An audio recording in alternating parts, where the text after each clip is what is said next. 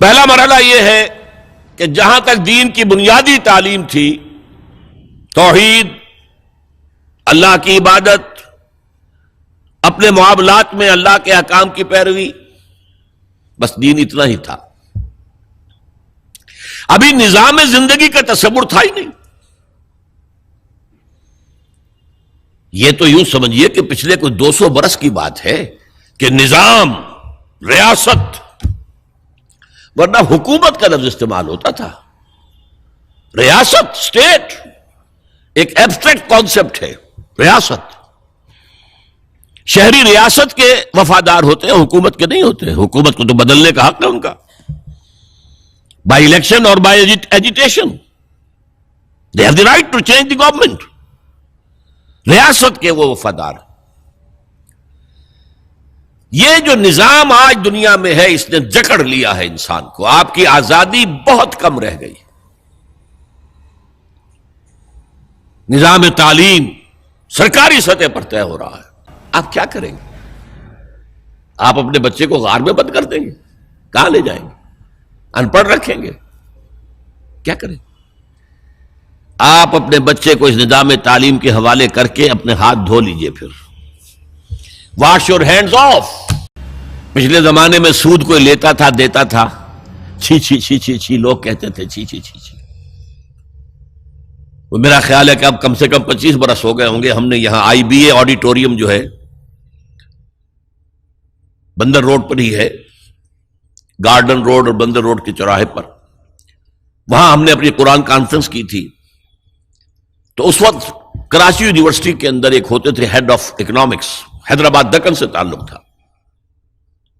انہوں نے اپنی آبزرویشن بیان کی تھی کہ ہمارے بچپن کا حال یہ تھا، بچپن میں اگر کسی شخص کے بارے میں معلوم ہوتا تھا کہ وہ سود کھاتا ہے تو اس سے اس طرح بچ کر نکلتے تھے جیسے بھنگن سے بچ کر نکلتے. آپ کو معلوم ہے بھنگن اوپر کیا لے کر جاتی تھی اپنے سر پر؟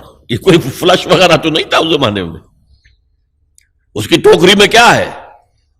تو آپ جیسے بچتے ہیں، اس کا سایہ بھی نہ کہیں پڑ جائے، ایسے لوگ بچتے تھے.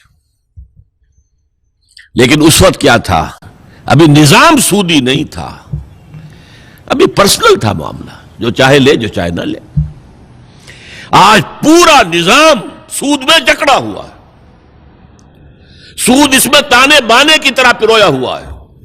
اور وہ حدیث جو ہے آج ہمارے سامنے ہے کہ حضور نے فرمایا کہ ایک وقت آئے گا کہ خواہ کوئی شخص سود کھائے نہ، لیکن سود کا غبار یا دخان، دھواں اس کے اندر ضرور جائے گا.